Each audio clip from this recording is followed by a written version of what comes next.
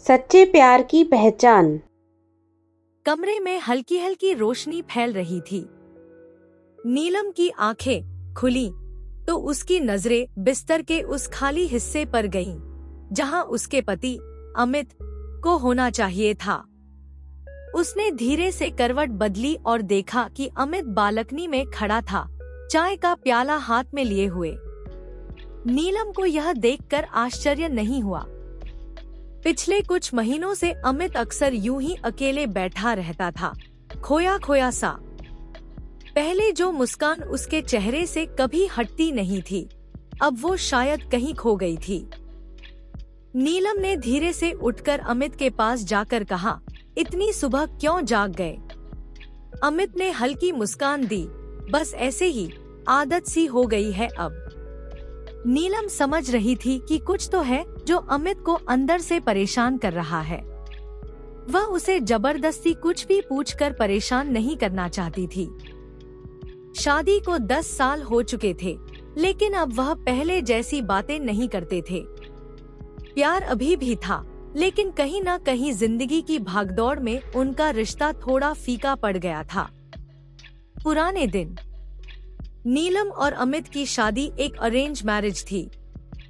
अमित का हंसमुख स्वभाव और नीलम की मासूमियत दोनों को एक दूसरे के करीब ले आई थी।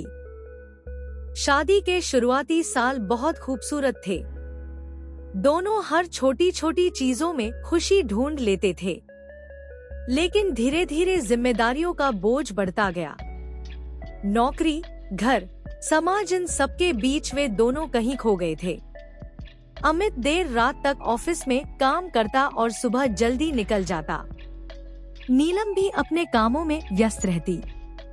वे एक ही घर में रहते थे, लेकिन एक दूसरे से दूर हो गए थे।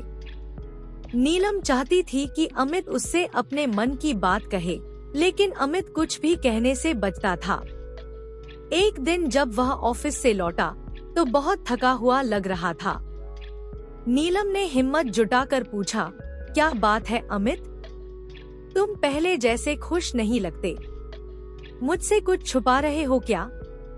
अमित ने एक गहरी सांस ली और कहा, नहीं नीलम, बस जिंदगी में कुछ खालीपन सा लगने लगा है।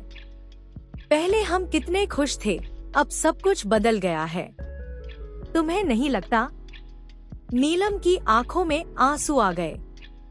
उसने सिर हिलाया, हाँ अमित, मुझे भी ऐसा ही लगता है, लेकिन हमने कभी इसे ठीक करने की कोशिश ही नहीं की। शायद हम इतने व्यस्त हो गए कि अपने रिश्ते को समय देना ही भूल गए। अमित ने नीलम का हाथ थाम लिया, शायद हम फिर से शुरुआत कर सकते हैं। नीलम ने मुस्कुराते हुए कहा, क्यों नहीं? अगले दिन से दोनों ने अपने रिश्ते में बदलाव लाने की कोशिश शुरू कर दी। अमित ऑफिस से जल्दी घर आने लगा।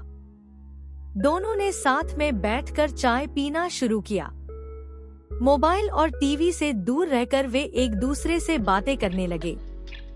अमित ने फिर से नीलम के लिए छोटी छोटी चीजें करना शुरू कर दिया, जैसे उसे उसके पसंदीदा गुलाब लाकर देना, बिना कहे उसकी पसंदीदा मिठाई लाना। नीलम ने भी कोशिश की कि अमित को उसका खोया हुआ सुकून वापस मिले। एक दिन अमित ने नीलम से कहा, हम इतने सालों से एक साथ हैं, लेकिन शायद हमने एक दूसरे को हल्के में लेना शुरू कर दिया था।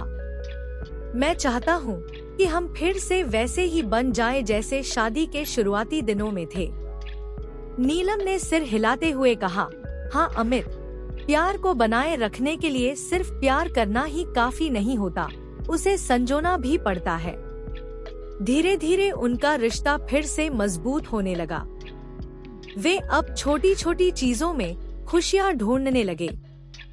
एक शाम दोनों छत पर बैठे थे, चाय की चुस्कियां लेते हुए। अचानक नीलम ने अमित से पूछा, अगर मैं कभी तुम्हें छोड़कर चली जाऊं तो? अमित ने उसका हाथ पकड़कर कहा, तो मैं तुम्हें ढूंढकर वापस ले आऊंगा। नीलम हंस पड़ी और बोली, और अगर मैं खुद ही वापस आ जाऊं? अमित ने मुस्कुराते हुए कहा, तो मैं तुम्हें कभी जाने ही नहीं दूंगा। नीलम की आंखों में खुशी के आंसू आ गए। उन्होंने एक दूसरे को कसकर गले लगा लिया। उनका प्यार पहले जैसा ही था, बस उसे दोबारा जगाने की जरूरत थी। प्यार कभी खत्म नहीं होता, बस उसे समय समय पर संवारना पड़ता है। रिश्तों में प्यार बनाए रखने के लिए सिर्फ भावनाएं ही काफी नहीं होती। समय, समझ और छोटी छोटी खुशियों का महत्व भी उतना ही जरूरी होता है। सच्चा प्यार वही होता है जो वक्त के साथ और मजबूत होता जाए।